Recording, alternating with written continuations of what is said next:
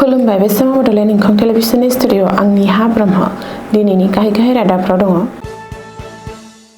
गलाघाट जिल्ला जोबथेसालिनि सिङाव पुलिस मावख'गिरिनि गोथै सह मोन्दों।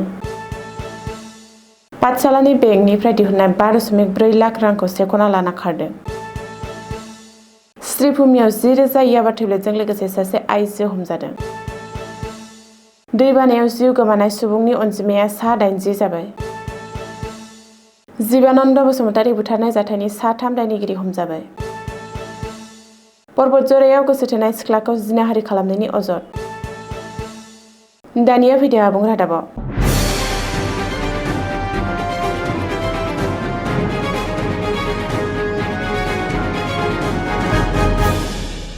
गलाघाट जिल्ला जोबथेसालिनि सिङाव बृहस्पतिबारखालि सासे पुलिस मावख'गिरिखौ सोमोनांथाव थासारियाव थैना थानाय हालोदाव बोखांनो हायो। थैनाय मावख'गिरिखौ रेबाकान्त तामुली होननानै सिनायथिदों। रिपर्ट बायदिब्ला रेबाकान्तनि गोथै सह'खौ जोबथेसालिनि सिङाव थानाय गावनि खथायाव मोननाय जादों।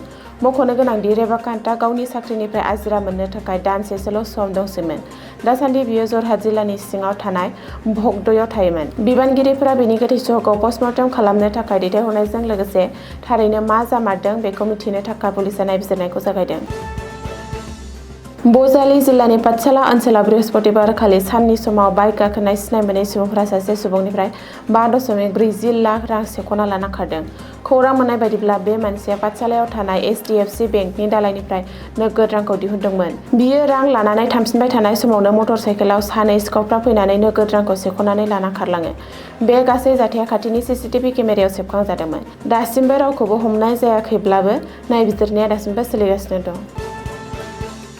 रायजोनि गुबुन गुबुन जायगाफोराव आयेन बेरेखा फेग्रा मुवा आरो ड्राग्सनि हेंथायै पुलिसनि सिग्रोमनाया सोलिगासिनो दं। बेनि गेजेरावनो श्रीभूमि पुलिसा आयेन बेरेखा फेग्रा मुवा बेसादफोरखौ जब्द खालामनानै सासे आइजोखौबो हमनो हादों। हमजानाय आइजोखौ गांपार पुरान गामिनि थागिबि आली हुसैननि बिसि समर्ता बेगम होननानै सिनायथिनाय जादों। खौरां मोननाय बायदिब्ला बिस्तिबारनि हराव मोनसे आन्दोनि सुलुंनि सायाव बिथा खालामनानै श्रीभूमि पुलिसनि मोनसे हान्जाया गांपार पुरान गामियाव थानाय आली हुसैननि न'आव सिग्रोमो। बे सिग्रोमनायाव पुलिसनि हान्जाया निसा गोनां 10,000 याबा टेब्लेटफोरखौ जब्द खालामदों। बेनि उनाव पुलिसा आइजोखौ खायो आरो बे जाथायजों लोगोसे गुबुन साप्लाइ नेटवर्कजों सोरबाफोर लोब्बा दं ना गैया आरो बेफोरखौ बबेनिफ्राय लाबोनाय जादोंमोन बेखौ नायबिजिरनो थाखाय पुलिसा आइजोखौ गावनि जिम्मायाव लानानै जेरा खालामदों आरो नायबिजिरनो जागायदों। आपार आसामाव दैबानानि थासारिया एसे गाहामाव फैफिननो लाबाय। अब्लाबो दैबानायाव मोगा-मोगि जानांनाय रायजो राजाफोरनि जेंनाया जोबनानै थाङाखै आरो थासारिया सरासनस्रा जाफिनाखै। गुबुन फारसे दैबानायाव जिउ गोमानाय सुबुंनि बिबाङा बांनायनि सायाव बांगासिनो दं। सुलुङाव फोरमायथिनाय बायदिब्ला रायजोनि मोन 8 जिल्लाया दासिमबो दैबानाजों मोगा-मोगि जानांगासिनो। गोदान खारिथि बायदियै देग्लायनि दैबानायाव जिउ गोमानाय सुबुंनि बिबाङा सा 80 सिम बांबाय। गुबुन फारसे 2,18,441 सुबुंफोरा दासिमबो दैबानानि जेंनाजों मोगा-मोगि जानांगासिनो दं। गिलु-बालु दैबानायाव रायजोनि 17,198.9 हेक्टरसो आबाद फोथार दासिमबो दैनि सिङाव गोदोना दं, जायनि जाहोनाव आबादारिफोरनि गोबां खहा जादों। मानोना बिसोरनि न' बां आरो सम्पथिफोरा दैनि सिङाव थानायनि थाखाय रोजा रोजा सुबुंफोरा न' बां गैजायै जाबाय आरो दासिमबो रैखाथि बादायाव आश्रय लाना सम बारहोनो गोनां जादों। चिरां जिल्लानि बिजनियाव गिलु-बालु बुथारनाय जाथाय। बे बुथारनाय जाथायजों लोब्बा लानानै पुलिसा सा 3 दायनिगिरिखौ खानो हाबाय। मख'नो गोनांदि बिस्तिबारखालि फुङाव 44 बोसोर बैसोनि जीवानन्द बसुमतारी एबा राजुनि गोथै सह'खौ बिजनी टाउन साखाथिनि साइतिनगुरियाव बोखांनो हादोंमोन। राजु बसुमतारीया सासे समाज सिबियारि, बिजनी जिल्ला स्पर्टस एस'सिएशननि लेङाइ नेहाथारि आरो बिजनी जिल्ला UPPLनि लेङाइ आफादगिरि। बियो मोनसे समाव बिजनी दख'रा दुलाराय बर' फरायसा आफादनि केसियार महरैबो हारिनि थाखाय हाबा मावबोदोंमोन। बबेखानि गिबियाव राजुआ लामा जाब्रबथायाव जिउ गोमादों होननानै सन्देह खालामनाय जादोंमोन। नाथाय उननि समाव आरो गोथैखौ बोखांनायनि उनाव बिनि मोदोमाव जखमनि सिनफोरखौ नायनानै बुथारनायनि सन्देह खालामनाय जायो। बे जाथायखौ लोब्बा लानानैनो बिजनी पुलिसा सा 3 दायनिगिरिखौ हमदों। बबेखानि बै सा 3 दायनिगिरिफोरखौ अमृत सरकार, आशीष मदाक आरो सन्जय साहा होननानै सिनायथिदों।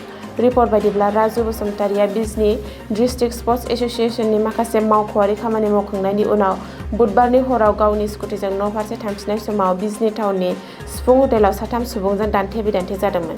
बेनि दान्दिसे उनाव हटेलनिफ्राय न' फारसे ओंखारलांदोंमोन नाथाय न'आव सौहैयासै आरो बिस्तिबारनि फुङाव गावनि न' साखाथियावनो लामा सेराव राजुनि गोथै सह'खौ बोखांनो हायो। मख'नो गोनांदि बे बुथारनाय जाथायखौ गोख्रों रावजों सोंखारिदों बिजनी हालामनि गुबुन गुबुन आफादफोरा आरो दायनिगिरिफोरखौ गोख्रों साजा होनो दाबि खालामदों। बे बुथारनाय जाथायनि सायाव पुलिसनि नायबिजिरनाया सोलिगासिनो दं। क'क्राझार जिल्लानि पर्बतझरियाव जिनाहारि खालामनायनि अजद थिखांदों। गोसो थोनाय सेंग्रानि सायाव बे गोख्रों अजदआ सिखांदों। अजद थिखांनाय बायदिब्ला सासे लांसुनिया सेंग्राया नंखाय रादाय होनानै गावनि गोसो थोनाय सिख्लाखौ जिनाहारि खालामदों। बे अजदआ सिखांनायनि उनावनो टिपकाइ पुलिसआ लांसुनिया सेंग्राखौ खायो। बबेखानि हमजानाय सेंग्राखौ श्रीरामपुरनि कृष्णा मुर्मु होननानै सिनायथिनाय जादों आरो बेखौ पुलिसआ जेरा खालामना जाथायनि सायाव नायबिजिरनो जागायदों। गुबुन फारसे सैनांनाय सिख्लाखौ देहायारि आनजाद नायनायनि थाखाय क'क्राझार मेडिकेल कलेज आरो हस्पिटालाव एडमिट खालामनाय जायो। बे जाथाया ओनसोलाव बयखौबो सोमोनांहोदों आरो रागा जोंखांहोदों। दिनैनि रादाबा एसेनोसै, गोजोन्थों।